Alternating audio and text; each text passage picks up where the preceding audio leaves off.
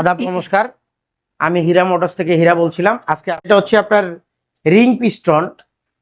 Ring piston নিয়ে আজকে কথা বলবো। আমরা অনেক সময় দেখি অনেকে কনফিউজ থাকে যে আসলে আমি কি সিলিন্ডার লাগাবো না পিস্টন লাগাবো। তো আজকে আমি ভিডিওর মাধ্যমে আপনাদেরকে জানাবো যে আসলে আপনারা কোন জিনিসটা যদি লাগান লংজিভিটিটা বেশি পাবেন এবং অল্প খরচের মধ্যে কোনটা করলে আপনার জন্য বেটার হবে বা সমাধান পাবেন। আজকে হচ্ছে পিস্টনের যে বিষয়টা থাকে, আমরা অনেক সময় ভয় পাই যে আসলে সিলিন্ডার কমপ্লিট লাগাইলে লংজিভিটিটা ভালো পাবো, আর যদি আমরা পিস্টন লাগাই সেক্ষেত্রে একটা মেনটেনেন্সের বিষয় থাকে। দেখা গেল মিস্ত্রি একটা লিমিট দিয়ে দেয় যে আপনারা প্রায় 2500 থেকে 3000 কিলোমিটার পর্যন্ত চালাবেন, সেক্ষেত্রে আপনার এর মধ্যে ওভার স্পিডে তোলা যাবে না। তো আমি আসলে এই বিষয়টা নিয়ে খুব একটা সমর্থন করি না। কেন করি না? আপনার সিলিন্ডার পিস্টন দুইটাই একই জিনিস, কিন্তু আপনার সিলিন্ডার যখন কমপ্লিট আসে ওই পিস্টনের সাথে সেট আপ করে দিয়েই আসে।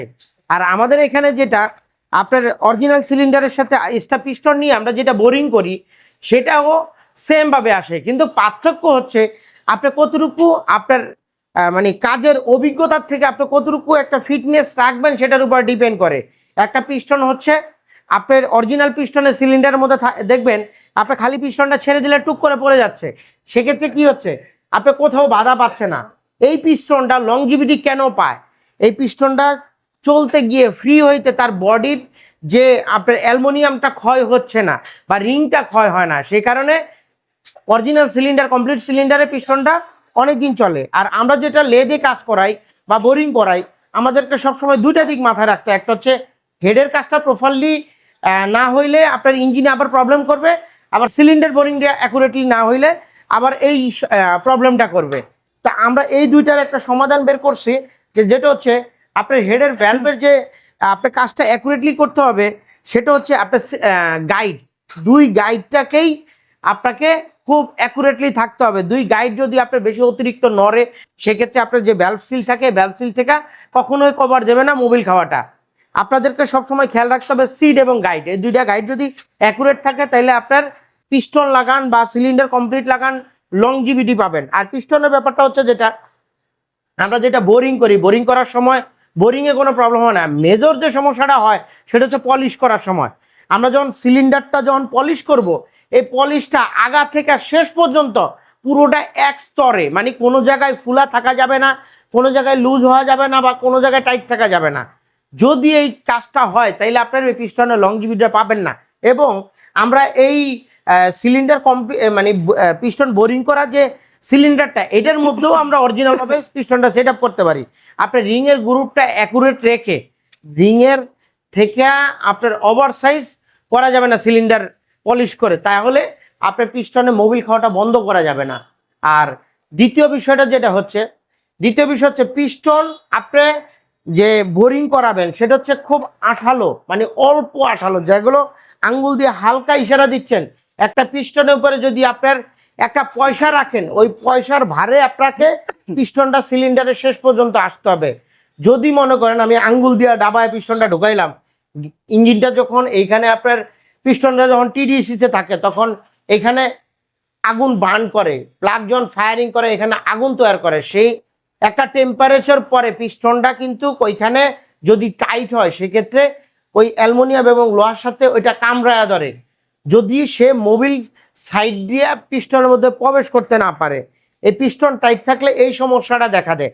আর দ্বিতীয় নাম্বার হচ্ছে আমরা যখন পিস্টনটা একবারে স্মুথলি রাখবো, হয়তো আপনি এরকমও রাখতে পারেন যে পিস্টনের যে ওয়েটটা, এই ওয়েট অনুযায়ী যদি সিলিন্ডারের মধ্যে রাখেন সে আস্তে করে পড়ে যাবে। যদি এইভাবে রাখতে পারেন তাইলে মনে করেন আপনার সিলিন্ডার লাগানো এত টাকা খরচ করার দরকার নাই। এই দুইটা জিনিস যদি মাথায় রাখেন তাইলে আপনাদের এই জিনিসটা। তবে আরেকটা জিনিস খেয়াল করতে হবে, আপনাদের এখানে যে ভ্যালভটা সিলটা সেট করবেন, এই ভ্যালভের সিলের যে ওইখানে যে লকটা আছে, লকটা যেন প্রপারলি থাকে। সিলের বাইরে বেরিয়ে গেলে তখন হচ্ছে অনেক সময় কি হয়, আপনার পিস্টন ভালো আছে কিন্তু ভ্যালভের পাশ দিয়ে আপনার ইঞ্জিনে মোবিল ঢুকে যাচ্ছে, তাহলে কি হবে? তাহলে হবে কি আপনার এই মোবিল, আপনার এই ইঞ্জিন থেকে যে ধোঁয়াটা, এই ধোঁয়াটা কখনোই বন্ধ করা যাবে না। অটোমেটিকলি দেখবেন 1000 কিলোমিটার চলার পরে আপনার ইঞ্জিন থেকে এই ধোঁয়াটাই বন্ধ হচ্ছে না। অনেক সময় আপনার রিং পিস্টন যদি খারাপ থাকে, কিছু মোবিল এসে আপনার সাইলেন্সারের মধ্যে জমে, ওই সাইলেন্সারের ধোঁয়াটা পিস্টন লাগানোর পরও 1 সপ্তাহ বা 10 ডে সময় লাগে এই সাইলেন্সারের মোবিলটা পুরা বেরোইতে। আপনি 10 দিন পরেও যদি দেখেন আপনার সাইলেন্সার থেকে সাদা ধোঁয়া বেরোচ্ছে রিং পিস্টন লাগানোর পরেও, তখন তখন আপনাদেরকে একটা জিনিস মাথায় রাখতে হবে, সামথিং রং। আমার যে সিলিন্ডার বা পিস্টন ভ্যালভ লাগাইলাম, তাইলে ওইখানে আমাকে 100% অ্যাকুরেট হয় নাই, সেটা মাথায় রেখে আপনাদেরকে কাজ করতে হবে।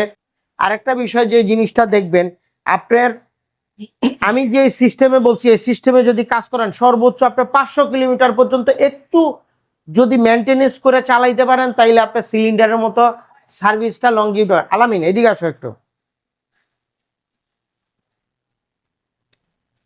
আমরা এই যে আমি যে এতক্ষণ যে কথাগুলো বললাম, আসলে এইটার কতটুকু সত্যতা বা কতটুকু কি মানে আমরা যদি এইভাবে কাজটা করি তাহলে এটা লংজিভিটি কতটুকু পাবো আমরা? দেখেন, এখানে অনেকে যারা ইঞ্জিনের কাজ করাতে চায়, বিশেষ করে পিস্টনের কাজ, তারা কিন্তু একটু কনফিউজের ভিতরে থাকে যে আমি কি পুরো সিলিন্ডার লাগাবো নাকি পিস্টন লাগাবো। তো এখানে পিস্টন যদি আমরা ঠিকমতো কাজ করতে পারি, পিস্টনের কাজটা যদি আমরা লেদের থেকে ভালো মতো কাজটা করতে পারি, তাহলে কিন্তু লংজিভিটি আপনার ওই সিলিন্ডার মতোই পাওয়া যায়। এখানে এখানে বিশেষ করে আপনার পিস্টনের যেই কাজটা আছে, পলিশের কথা বলেন কিংবা পিস্টনের আপনি যেই গ্যাপটা রাখতে হয় এখানে, তো ওইটা যদি আমরা ঠিকমতো মাপের মাধ্যমে ঠিকমতো কাজটা করি, তাহলে সেখানে আমার পিস্টনের যে লংজিভিটি, এখানে অরিজিনাল যে আপনার সিলিন্ডার লাগাচ্ছেন ওই ক্ষেত্রে আপনি চালাতে পারবেন। এখানে কোনো কনফিউজের কিছু নাই। আপনার পিস্টনটা ভালো মতোই কাজ করতে পারলে লংজিভিটি খুব ভালো পাবেন। আচ্ছা, সেক্ষেত্রে আমরা ইঞ্জিন বান্ধার পরে মনে করেন আমরা এখানে রিং পিস্টনে কাজ করা হয়েছে, আমরা এখানে অনেক অনেক গাড়ির ক্লাস কভারের ভিতরে মোবিল নেটটা থাকে। তো এটা হচ্ছে আমরা শুরুতে যখন ফুললি ইঞ্জিন বান্ধি আর হচ্ছে রিং পিস্টন বান্ধি, বাঁধার পরে এইটা আপনাকে প্রথম মাথায় রাখতে হবে যে আপনার 500 কিলো, প্রথম মোবিলটা 500 থেকে 700 কিলোর মধ্যে আপনাকে ফেলে দিতে হবে। তো অবশ্যই একটা জিনিস মাথায় রাখবেন, আমরা যখন রিং পিস্টনে কাজ করব, এই ক্লাস কভারটা খুলে এখানে যে মোবিল নেট আছে, মোবিল পাম্পের নিচে একটা নেট থাকে, এই নেটটাকে আমরা অবশ্যই প্রথম চান্সে ক্লিন করতে হবে। এই মোবিল নেট যদি অনেক সময় জ্যাম থাকে, সেক্ষেত্রেও কিন্তু আপনার পিস্টন সিজ করতে পারে। মোবিল পাম্পও উইক থাকলে সেক্ষেত্রে পিস্টন সিজ করতে পারে। তা আমরা অল এভরিথিং এই জিনিসটা আমরা চেক করব, তাহলে আপনার পিস্টনের লংজিভিটিটা পাবেন। আর আরেকটা, এই যে আমরা যে হেডের কাজটা কমপ্লিট করলাম, এইখানে আপনাদের ক্যামের বেরিং এবং রকার এই জিনিসগুলো আমাদেরকে অবশ্যই চেক করতে হবে। এই জিনিসটা যদি আমরা চেক না করি, তাইলে আপনার ইঞ্জিনের সাউন্ডটা অ্যাকুরেট থাকবে না, টাইমিং চেন, গার্ডার এই জিনিসগুলা মোটামুটি আপনি অ্যাকুরেটলি পাবেন না। তো আজকে আমরা এই রিং পিস্টনের বিষয় নিয়ে এই পর্যন্ত আলোচনা করব। তা আমাদের প্রতিষ্ঠানে যদি আপনি ইঞ্জিনের কাজ করাইতে চান, বা যে কোনো মাস্টার সার্ভিসিং থেকে শুরু করে জেনারেল সার্ভিসিং, বা আপনার যে গাড়িতে কোনো প্রবলেম হচ্ছে, মেজর প্রবলেম যেটা কোথাও সমাধান পাচ্ছেন না, আমাদের হীরা মোটরসে আসতে পারেন। আমাদের হীরা মোটরসের অ্যাড্রেস হচ্ছে মিরপুর 2 স্টেডিয়ামে 4 নম্বর গেটে উল্টো পাশে, মিরপুর শপিং মলের পূর্ব সাইডে। আপনার যদি বাইক সংক্রান্ত কোনো প্রবলেম আমাদের মানে আমার এই ভিডিওটা যদি দেখেন, আপনারা ঢাকার বাইরে থেকে যদি আপনার বাইক সংক্রান্ত যদি কোনো কিছু জানতে চান, তাহলে আমার এই পেজে আমার ফোন নাম্বার দেওয়া থাকবে, আমার ভিডিওতে ফোন নাম্বার দেওয়া থাকবে। আমাদের এই চ্যানেলটা লাইক এবং সাবস্ক্রাইব করে দিবেন এবং ভিডিওটা বেশি বেশি শেয়ার করবেন। ধন্যবাদ, সবাই ভালো থাকবেন।